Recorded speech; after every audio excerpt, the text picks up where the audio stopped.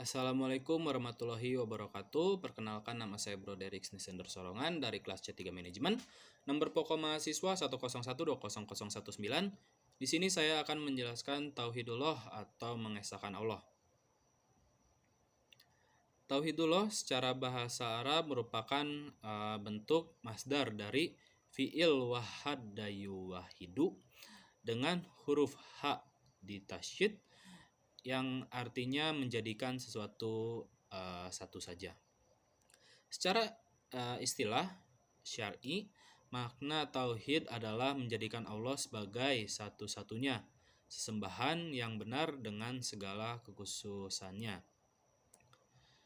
Dari makna ini, sesungguhnya dapat dipahami bahwa banyak hal yang dijadikan sesembahan oleh manusia, bisa jadi berupa malaikat, para nabi, orang-orang saleh, atau bahkan makhluk Allah yang lain. Namun, seorang yang bertauhid hanya menjadikan Allah sebagai satu-satunya Rob, Malik, dan Ilah. Mentauhidkan Allah secara umum berarti mengesahkan Allah dalam zat, mentauhidkannya sebagai satu-satunya zat yang berhak dan layak disembah. Tiada sesembahan yang benar selain Dia, sehingga tidak boleh menyekutukannya dengan sesuatu apapun dalam ibadah. Dan yang selanjutnya, rububiyatullah. Tauhid rububiyah adalah mentauhidkan Allah dalam kejadian-kejadian yang bisa dilakukan oleh Allah, serta menyatakan dengan tegas bahwa Allah Ta'ala adalah Rob, Raja, dan pencipta semua makhluk, dan Allah lah yang mengatur, mengubah keadaan mereka. Meyakini rububiyah yaitu meyakini kekuasaan Allah dalam menciptakan dan mengatur alam semesta. Misalnya meyakini bumi dan langit serta isinya diciptakan oleh Allah.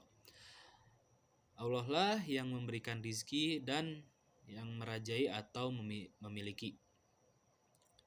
Jadi makna dari Rob dan dapat disimpulkan yaitu Allah sebagai satu-satunya pencipta, ya bisa dibilang kolikon. Kemudian meyakini bahwa Allah adalah satu-satunya pemberian rizki atau rozikon, dan meyakini Allah sebagai raja atau pemilik. Kolikon atau keesaan Allah sebagai pencipta. Terus mentauhidkan atau mengesahkan Allah melalui ciptaannya adalah mengakui Allah sebagai satu-satunya kholik pencipta. Tidak ada yang mengiri atau membanyu Allah dalam sebagai penciptanya. Seperti Allah menciptakan langit, bumi beserta isinya. Dan yang selanjutnya, rozikon, keesaan Allah sebagai pemberi rizki. Makna mentauhidkan Allah adalah sebagai satu-satunya Rob, pemberi rizki. Tidak ada selain Allah yang mampu memberikan rizki. Allah memberikan rizki kepada seluruh makhluknya, baik dari bangsa jin maupun manusia. Maka setiap makhluk ciptaannya haruslah meminta rizki hanya kepada Allah. Ketika manusia memohon rizki kepada selain dari Allah, maka sesungguhnya dia telah ingkar dan melakukan kesyirikan. Allah memberikan rezeki kepada setiap makhluknya dari arah yang tidak disangka-sangka. Dan yang selanjutnya, malikan atau keesaan Allah sebagai pemilik alam semesta. Makna Rob yang terakhir adalah Allah sebagai malikan atau raja atau pemilik, ini menunjukkan bahwasannya Allah adalah satu-satunya Rob yang merajai, yang memelihara serta mengatur alam semesta. Dan Allah berfirman, dan sungguh akan kami berikan cobaan kepadamu dengan sedikit ketakutan, kelaparan, kekurangan harta, jiwa, dan buah-buahan. Dan berikanlah berita gembira kepada orang-orang yang sabar. Dalam ayat ini, Allah menjelaskan bahwasannya hanya Dia, Allah, yang dapat berkehendak terhadap makhluknya. Allah memberikan cobaan kepada makhluknya sebagai tanda bahwa Allah sebagai raja dan pemilik sangat mudah untuk memberikan keputusan atas segala sesuatu. Dan yang selanjutnya, mulkiyatullah atau berpegangan tauhid. Mulkiyatullah adalah berasal dari kata malika yamliku, artinya memiliki, berkuasa penuh atas yang dimiliki, sedang maknanya adalah mengesahkan Allah Subhanahu wa taala sebagai satu-satunya pelindung atau pemimpin, satu-satunya pembuat hukum dan pemerintah. Dan yang selanjutnya, walian atau pelindung dan pemimpin. Inilah yang harus menjadi itikad badi seorang muslim, bahwasannya tidak ada pelindung dan pemimpin yang hakiki selain Allah.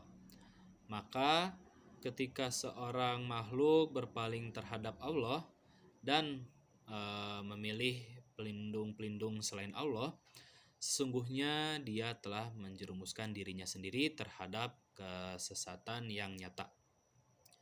Dan yang selanjutnya, hakiman atau pembuat hukum. Sebagai Tuhan yang satu dan tidak memiliki tandingan, maka Allah bertanggung jawab sebagai pembuat hukum dalam menjalankan kepemimpinannya di alam semesta berupa Alkitab, Injil, Taurat, Zabur, dan Al-Quran. Allah menurunkan kitab-kitab dan Al-Quran sebagai suatu aturan yang harus dijalankan dan menjadikannya sebagai pedoman dalam menjalankan kehidupan. Dan yang selanjutnya, amiran. Amiran adalah pemerintahan. Sebagai khalik dan hakim adalah berhak untuk menurunkan rasul-rasul serta menetapkan hukum, maka Allah sendirilah yang menentukan sistem pemerintahan yang sesuai dengan perintahnya. Yang ini tauhid mulkiyah menjadi landasan operasional yang Allah buat untuk mengatur dan membuat jalan kepada manusia, apakah mengikuti jalan yang telah Allah tunjukkan atau malah mengingkarinya. Karena ketika Allah Subhanahu wa taala menciptakan manusia, Allah telah menentukan pedoman bagi mereka, yaitu Al-Quran dan Sunnah sebagai pegangan hidup di dunia. Dan yang terakhir, goyatan atau yang artinya yang dituju. Maka dari itu manusia seharusnya menjadikan Allah sebagai tujuan satu-satunya orientasi dan yang hak untuk disembah dan yang dituju dalam setiap langkah dan hembusan nafas. Mungkin cukup sekian dari pembahasan mengenai tauhidullah atau mengesahkan Allah. Mohon maaf bila ada kesalahan. Wassalamualaikum warahmatullahi wabarakatuh.